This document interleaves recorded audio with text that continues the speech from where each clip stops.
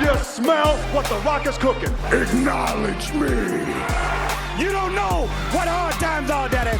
We are bad to the bone. Get it? Bad to the bone. Tell me when I'm telling lies. I'll fight anybody. Who do you want? Just let me fight him. Let me tell you something, Jim Ross. Mega power, yeah. We got it for you. We are the best of the best. Woo! Wheeling, dealing. Smart marks. And that's the bottom line, cause Stone Cold said so. Welcome to Talking in a Building, a pro wrestling podcast where we focus on the pro wrestling promo. We talk about the talkers, we hype the hype men, and we pontificate upon the promo. I'm your host for tonight, but here joined by my co-host, my compadres, my lucha libre aficionados. My name is Adalid, joined by Adrian and Greg. Fellas, how we feeling tonight? Good, man. It's Mania season, baby. It's Mania season. Hey. Let's Absolutely. That's what we've been waiting for. So again, this is the crew for tonight, and the crew, as always, check out the back catalog at intothebuilding.com. That's intothebuilding.com. And, you know, if this is your first time checking us out, we do all kinds of content here, but tonight we're actually focusing in on our Dusty promo, where we take a promo in isolation and we rate it 1 to 5 Dusties, named after the great Dusty Rhodes, and we get into it. We get into our opinions, our thoughts, if it's something that would talk us into the building. Ultimately, that is the goal of the promo, right? But again, if you're your first time joining us, again, go into thebuilding.com. We have long form content, we have short form content, and pretty much a whole catalog of something that interests you if pro wrestling and pro wrestling promos is your jam. But as we just said, as Greg just mentioned, it's Mania season. And man, for a while there felt a little tenuous, a little weird what was going to happen with these matches. But it looks like it's shaping up. It's crystallizing. And I want to get into that because literally this past week we had several more matches just come into clarity. And I want to get into what our thoughts are as far as how long it's taken to get to this point. And is there any particular matchup right now, because we're going to revisit it down the line as we get closer to Mania, but is there a matchup right now that really calls to you and that you can either say, I'm fully into this matchup, or you could say they have a couple of weeks to get it straight. This is what I would do. So, Greg, I'm going to come to you because I think with these changing injuries and rosters and people being out, is there one matchup that has been declared at this point for Mania weekend that you're just dying to see? Or on the other hand, maybe a matchup that you could probably punch up a little bit and make better in your eyes? What are your thoughts on that? I think the one that I'm dying to see is Oba and Brock. I ain't gonna lie, that build, that first day was like, he put his foot on him? On Brock. I was like, oh, dude was made right there. And then even as we record this last night on Raw, that crowd had that thing hyped up. They just start to come together. It's the holy-ish moment, and they haven't even touched. They didn't even touch, and it was just like this right here. The build is simple, and it's just what you want to see. And it's like there's not a personal animosity per se outside of a little bit of embarrassment, but there hasn't been much said or anything. It kind of reminds me of Taker, Triple H, that first one. When he just walked up and they just looked at that WrestleMania sign like, yep, let's go. And it's like, okay, this is to me the next big thing against the next big thing, if you will. And it's just like, I can't wait to see it. Yeah, for sure. Do you think it's a foregone conclusion that this is the buildup effectively to he's a made man to make Oba the guy? But to your point, you said something, Triple H being unequal, right, to an Undertaker. This doesn't feel like you're just discounting Brock, but do you think the natural end is to make Oba here? Yeah. I mean, think about what they've done with Oba in the last few months. Yeah. His first quote-unquote main roster match was a 60-40 match, in my opinion, against Cody, where he had 60 of it. Yep. Minimum 60 against the world champion, against the face of your company on John Cena's last match, right? And so huge audience. Boom, there goes Oba up. Then they kind of have him, jobbing out some folks, notch up. Then he comes out and faces Brock like that. Come on. This dude, have you seen a rocket strapped to anybody like this Yeah. since Goldberg? It's a I mean, perfect honestly, storm, I can't man. think of anybody Perfect who's storm. had it strapped like that, because how they protected Brock. This is when you have to think about what they've done with him. He's been protected and been the measuring stick for everybody. Mm-hmm. Yep. He just whooped the crap out of Cena Yep. not that long ago during his farewell tour. Yeah. That notched Brock up even. And now here comes Oba, this new guy, who legit on that first night, boom, face to face, power bombs him, points to WrestleMania, steps on him. Yeah. On Brock. Yeah. So that to me was just like, holy crap. And then they've done a good job since. Yeah. This is the first time we've seen Brock in this role since his first run. Yeah, man.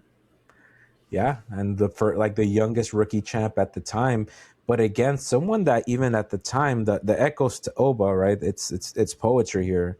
To your point is, you look at Oba and there's no fear, there's no hesitation. He is direct, he is going for the target, and if anything, who looks more fearful is Brock. Really, it's like he's double. He's hesitating. He's trying to think what's my next move here. It's almost like that guy holding on to his spot. Yeah. It's almost like it's slipping through my fingers. It's like, I've been the badass. I've been the next big thing. I've been the beast. I'm the one who took out Cody. I'm the one who took out, Cena. I'm Suplex City. And now finally it's starting to slip through my fingers. It's almost like desperation. Yeah, it's a classic tale, man. It's nature. Brock has been the alpha all this time, and now you have a younger alpha. One has to go, and that's the beauty of it. That's really the beauty and motivation of it all. Now, I will definitely say it's a perfect storm for Oba because, as y'all can see, the crowd is fully invested. I love the fact, from a production standpoint, they're showing crowd shots of little kids doing the walk also. Like it's cool, man. Like it's truly getting the guy over. But I got a hot take, and I don't want to derail the conversation, but honestly, guys, I think Brock has to win at Mania.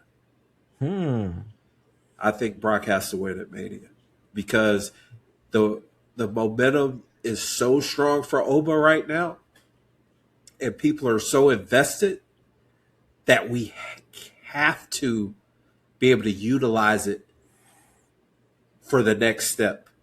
I don't want Oba Brock feud and I don't want a match and then that's it. I don't want that. I want a feud. I want something. I want us to be taken for a journey to see Oba like after. Just imagine. Brock wins, not clean, some cheating, like low blow. We know Brock, that sort of thing.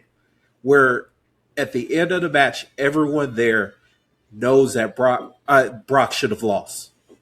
Everyone watched Oba run through him essentially, and something happened where Brock pulls off the win. So now we have a motivated Oba who's a free agent listed, so he can work anywhere. If Brock pops up, Oba's popping up. And I want Brock. And now we have this potential where you have these two monsters chasing after each other the whole time leading up to a SummerSlam. I want a journey. That's what I want. I know the immediate gratification would be amazing to feel at Mania, Oba winning, but honestly, guys, I think Brock has to win this for the long term. That's what I'm thinking. I can see that, yeah. Yeah, I can definitely see that because it depends where you're going next. Because it's been rumored that Brock finishes up his career at SummerSlam. And it's in Minnesota. And that's been rumored that Cena said that Brock said it was going to be his last year. So if that's the case, no matter what happens, you have to be careful what you do at Mania. Yeah. Even if it's Gunther beating him, whoever beating Brock, you have to be careful how you do this. So, but this is what I love about it. We don't know. Yeah. This is one of those things you go into it. You know, so many times you go into these matches, you're like, oh, I know this person's going to go over. You don't know. And just imagine how pissed the people are going to be. Think about all, like, and that's one thing. I'm a big Brock Lesnar mark. Everybody knows that. Everyone knows I love Brock Lesnar. But at the same point, I have conversations with my friends all the time. Brock Lesnar always beats a black champ. Brock Lesnar always beats a black guy. Like, that's a conversation amongst fans. You know what I'm saying? So think about all of these fans, us included, who are big Oba fans that are excited, and we see him just beat the hell out of Brock and then lose. Think about how incensed we are, how upset we are, how driven we are to actually see Oba eventually get over on Brock. Yeah. And that's pro wrestling. That's the beauty of pro wrestling. Because I talked to a friend about it, and he was like, oh, no, they can't do that. I'm like, dude, how mad were you when Triple H screwed over Daniel Bryan after winning that championship? And how take that feeling and then throw it into WrestleMania 30 and that feeling of jubilation of him actually winning. Think about that. Think about what other take Roman beating Cody. Yeah, that too. And that was my first example. I told him. I said, dude, think about how pissed people were when Cody didn't win that first Mania match. Yes. That was not like a festivity for one day. Yes. That was stunned. That was Taker losing the streak reactions in the crowd. Exactly. Even in the press. Like if you even go to that whole after the match's press conference, the whole press, and Roman goes, "What's wrong?" Like everybody's just freaking stunned. Yeah. But to your point, with using the Roman Cody example, 40 doesn't become what it becomes without 39. Exactly. And the emotions at 40, Avengers Endgame, if you will. At the high, man. That's their pinnacle. That's the modern era. That's about the peak, right? Which is where everybody has said, oh, WWE's been so bad. Well, no, it was so high. Right. It's just like Marvel. Right. Everybody said, oh, Marvel's been so bad. You have to rebuild. Right. It was such a great story arc. So to your point, I mean, you may be right. But there's also the nice thing is you still have the Heenan family, if you will, the vision that he could run through to get to Brock. Yeah. That's true. And that's cool because a hungry Oba is a scary Oba, right? If he's going to have the build to Summer and he's just going through people trying to get to Brock, then. And that's what I want. I want him to be locked and loaded on Brock Lesnar. That's all I want. I don't care about anything else. I don't have to sign with Raw. I don't have to sign with SmackDown. Wherever Brock's going to be, that's where I'm going to pop up because I want my lick back. That's what I want. And when's the last time we saw Weasley, a little scared Brock? Never. Like that's never been positioned, and maybe this will be the time. We saw it in little shades, maybe with Joe, his back and forth with Joe, where after Joe choked him out, he was a little afraid, like, oh crap. But it's a perfect storm. I'm loving what they're doing with those two, especially from what I saw of last night. Yeah, that's cool. But Adrian, I'm going to come to you next. So we've kind of settled the Oba piece here. What are your thoughts on any other feuds that maybe don't have quite the same impact that maybe need that build in the next couple coming weeks? Well, I mean, a match that I think has the potential to have a lot of legs and honestly has some backstory that I'm intrigued with, but it's kind of lacking. Is Finn and Dom. Like those two, and that's the thing. Like those two have been intertwined for the full past year and a half of them essentially battling over who's leading Judgment Day, them not having the same vision and all that stuff. But it just kind of seemed sort of rushed. I don't know. It's kind of awkward, but it's a couple more weeks to actually build towards something with those two. Because I think that has on paper, that's a match I want to see. But am I really motivated to see it at this point? And that answer is no right now. And it's interesting because they had Dom drop the IC title kind of in a hurry, right? Right. And they're still going back and forth. So yeah, I think it was definitely in the cards, but just the way they got there, we'll see how the next 2 weeks. It almost seems like Roxanne coming back and having being a part of the Liv feud with with that whole circle. That almost seems like it's kind of taking a front step within the Judgment Day, which at this point it just has to feel like they're going to dissolve that group. It just feels like it's outstayed its welcome, and not in a bad way. Just like I don't see the purpose of it at this point. Yeah, true.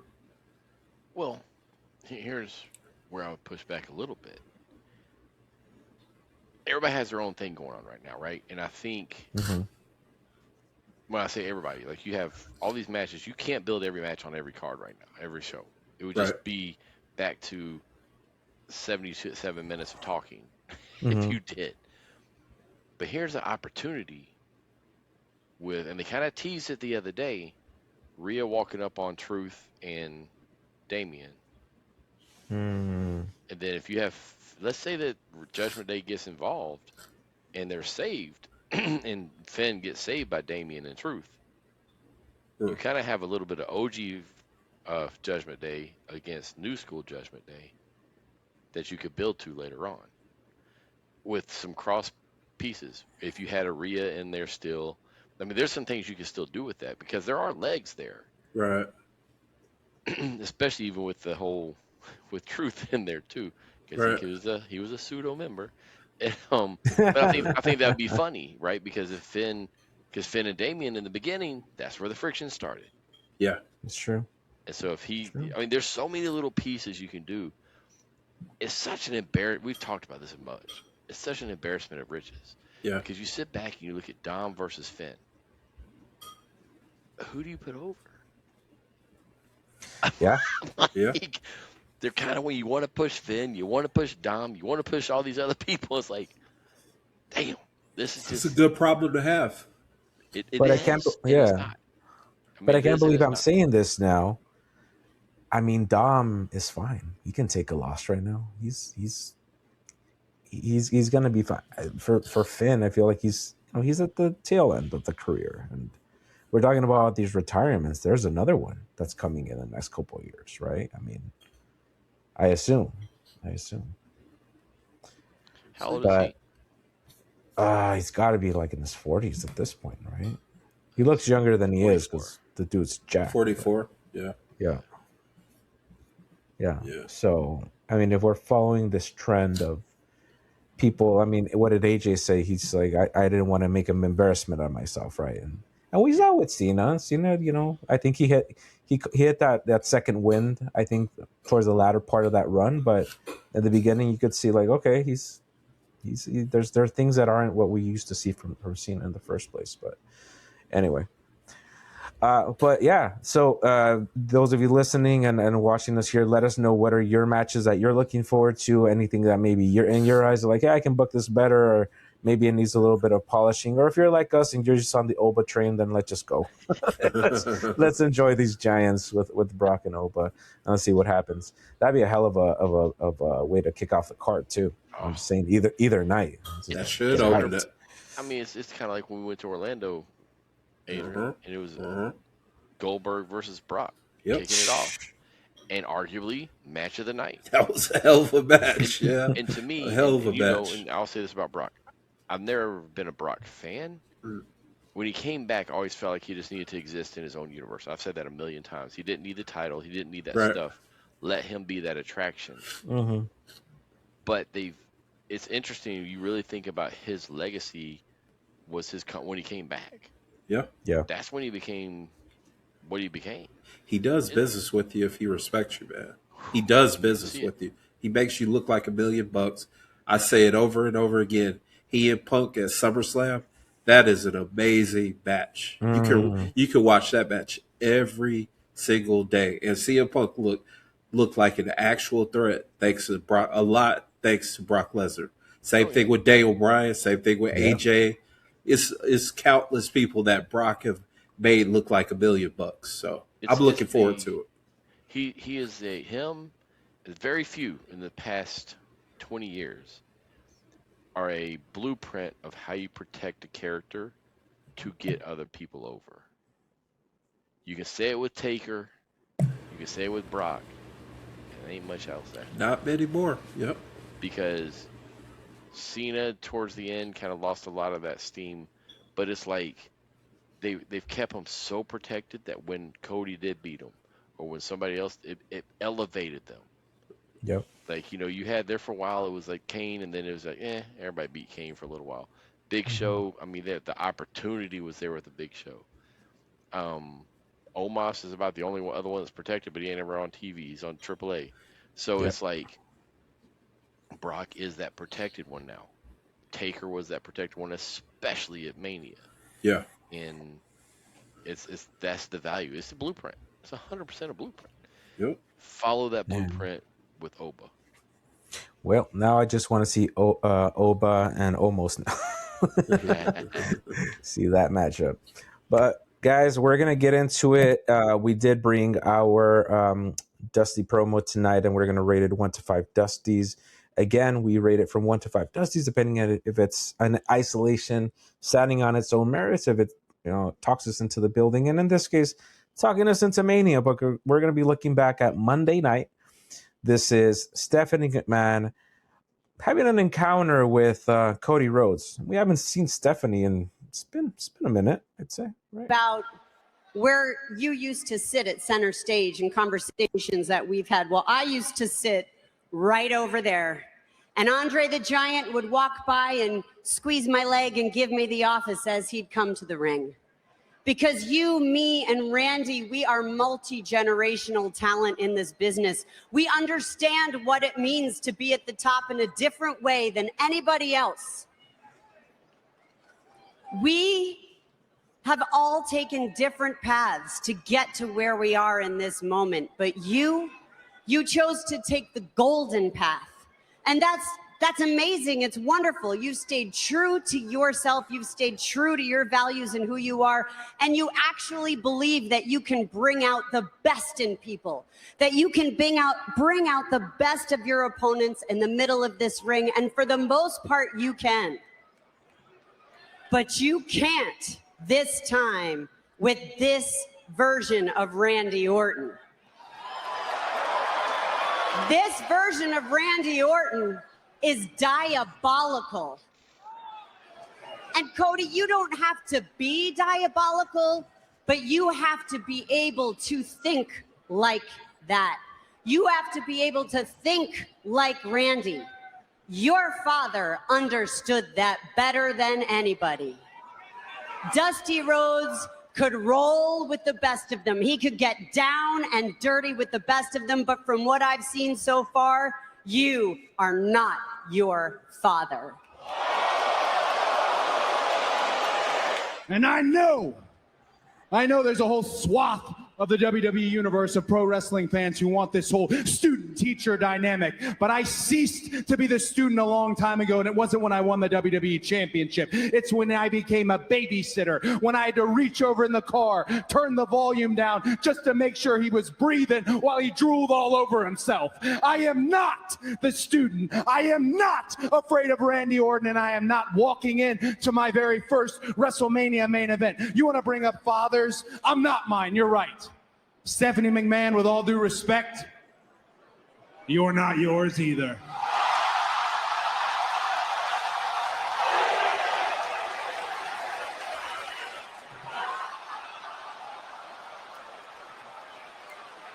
So unless you can learn to actually think like Randy, then you are going to lose that title. And WrestleMania will be the last time Cody Rhodes is introduced as the undisputed WWE champion.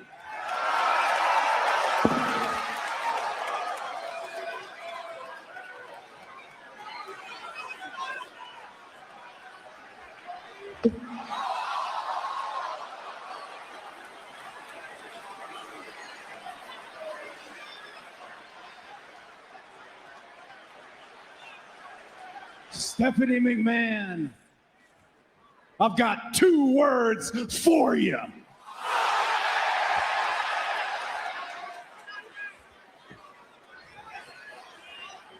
Thank you.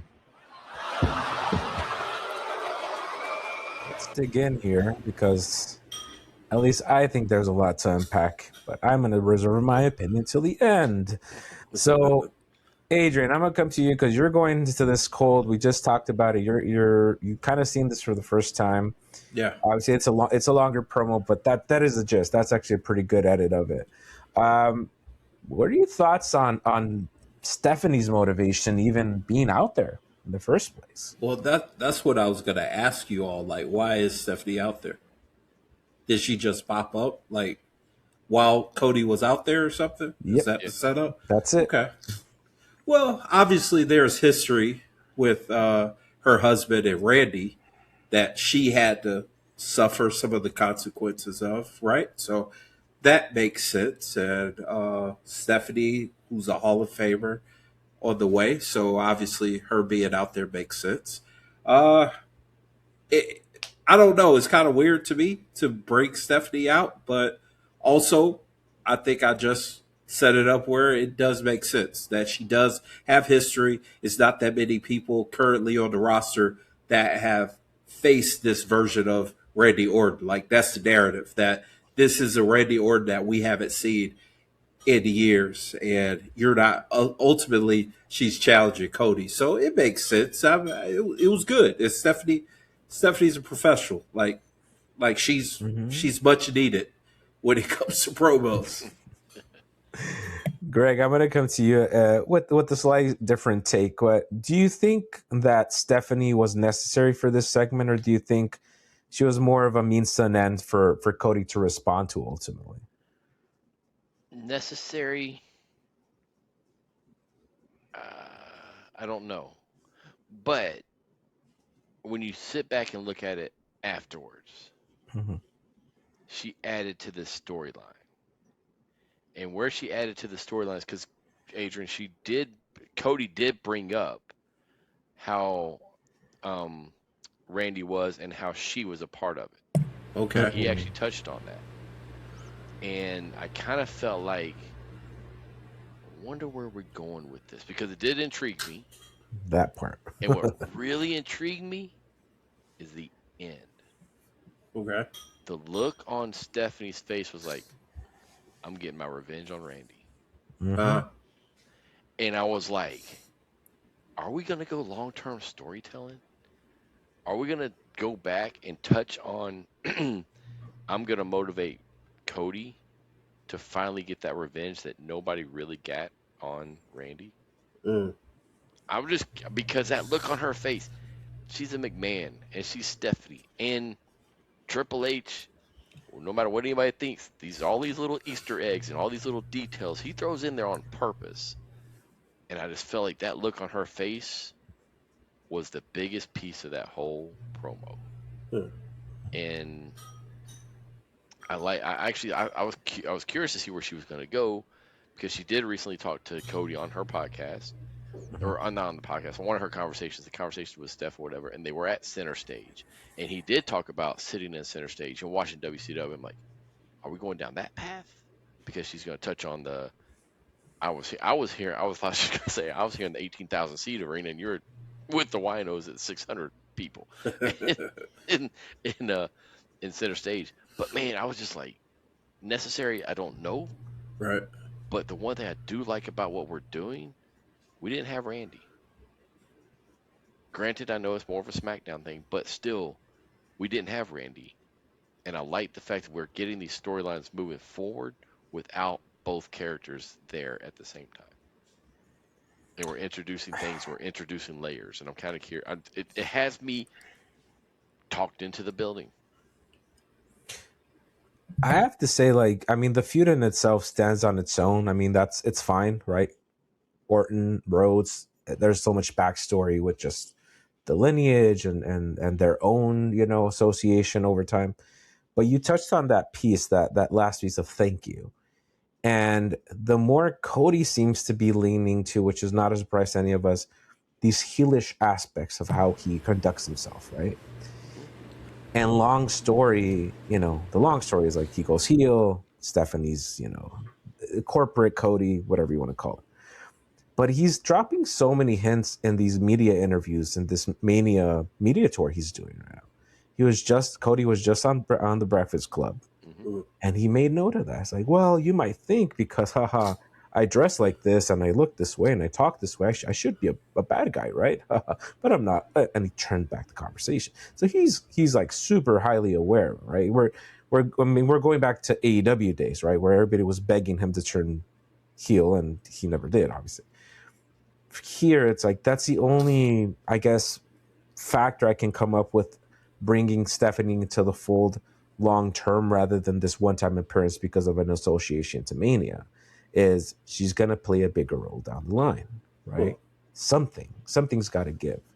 And Cody, I mean, if they're smart and they're leaning into everybody cheering Orton, there's your double turn, right? Boom. And off to the races.